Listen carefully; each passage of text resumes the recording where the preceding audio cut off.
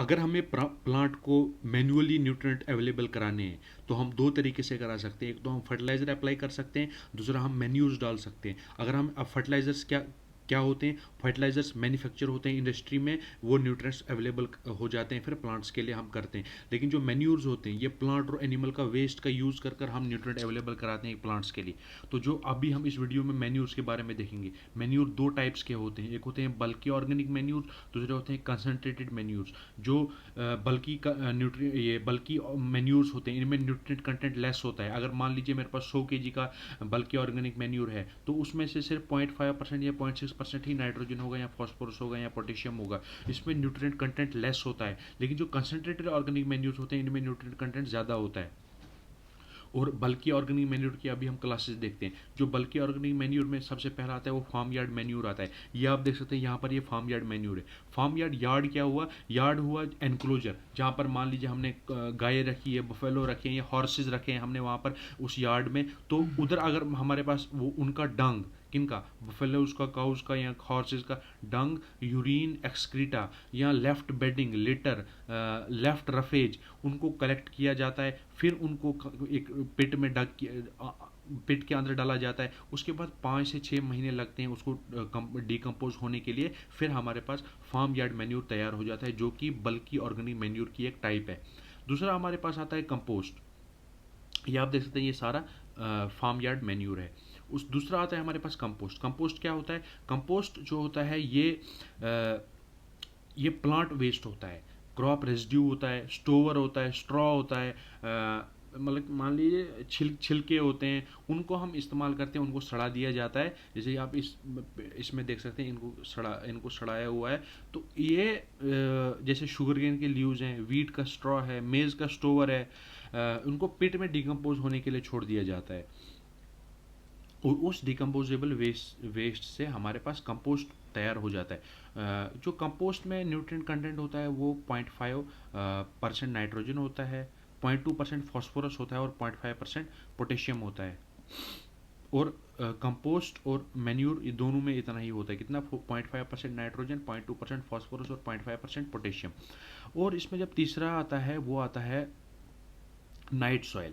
Night soil क्या, पहले क्या होता था, पहले जब रात के समय में या अर्ली मॉर्निंग में जो मतलब वॉशरूम जाते थे, मतलब खेतों में जाते थे, तो वो वेस्ट को कलेक्ट किया जाता था। और जैसे आप यहाँ पर आप देख सकते हैं ये कलेक्ट कर रहे हैं और फिर उसको अप्लाई किया जाता था फील्ड में, नाइट सॉइल को। और इसमें जो ज़्यादा नाइट्रोजन का कंटेंट होता था एज़ कम्पेयर टू कंपोस्ट और मैन्यूर।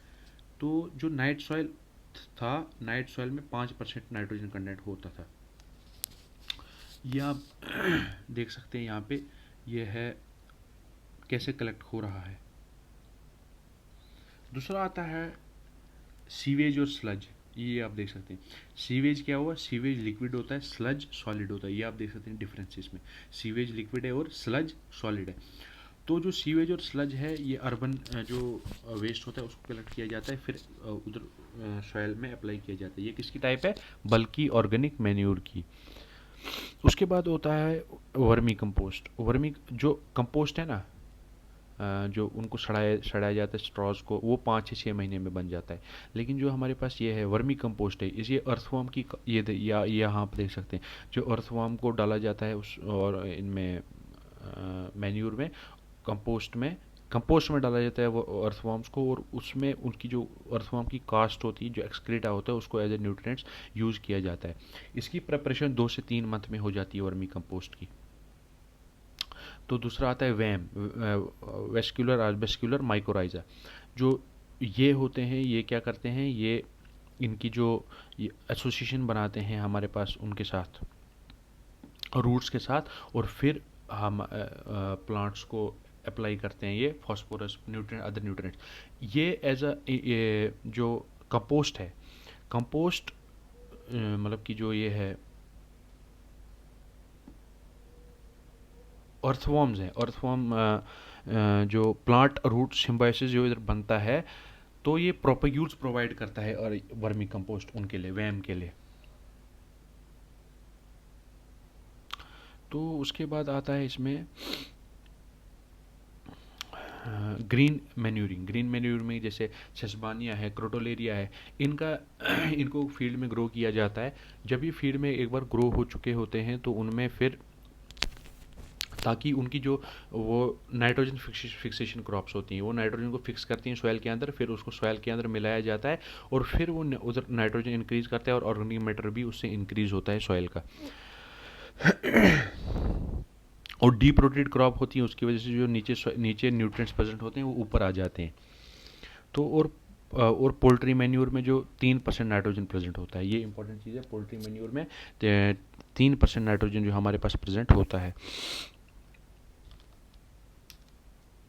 या एक और चीज़ होती है शीप पेनिंग, जिसको जैसे शीप और गोट मैन्यूर के पहले ज़माने में मतलब आज भी होता है, तो रिक्वेस्ट किया, फार्मर रिक्वेस्ट करता है जिनके पास शीप्स होते हैं या 100 200 300 शीप्स होते हैं, उनको रिक्वेस्ट की जाती है कि आप अपना जो है आप अपने शीप्स को हमारी फील्ड में छोड़ दो एक रात के लिए या 2 रातों के लिए। तो वो वहाँ पर उसको कहते हैं शीप पेनिंग। पेनिंग वो एनक्लोज, उनको एक एनक्लोज फील्ड में छोड़ दिया जाता है, वहाँ पर वो अपना एक्सक्रीटा छोड़ते हैं, वहाँ पर भी उससे फील्ड की जो न्यूट्रिएंट अवेलेबिलिटी है वो इंक्रीज हो जाती है। और यहाँ पर मुझे एक बात एक सेकंड,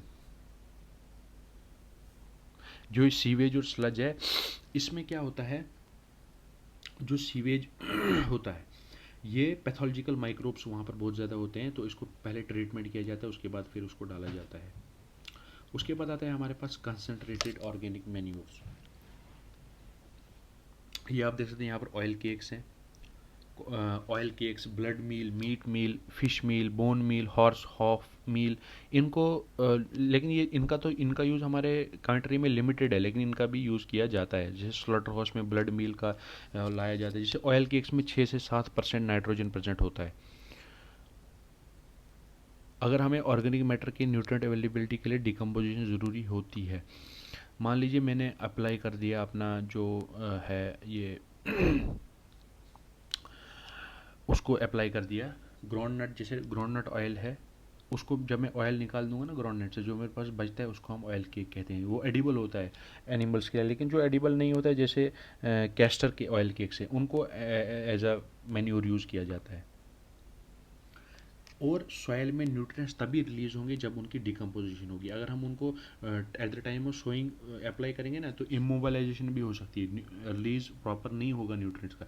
इसलिए हम उसको 15 दिन पहले डालते हैं, ताकि मिनरलाइजेशन हो और अवेलेबिलिटी हो प्लांट्स के लिए। और जो हमारे पास ये जैसे सिसबानिया है, क्रोटोलेरिया है, ग्रीन मैन्यूरिंग है, इसको हम 40 to 45 डेज सोइंग के बाद इनकॉर्पोरेट कर देते हैं सॉइल के अंदर, 40 to 45 days after sowing. Thank you.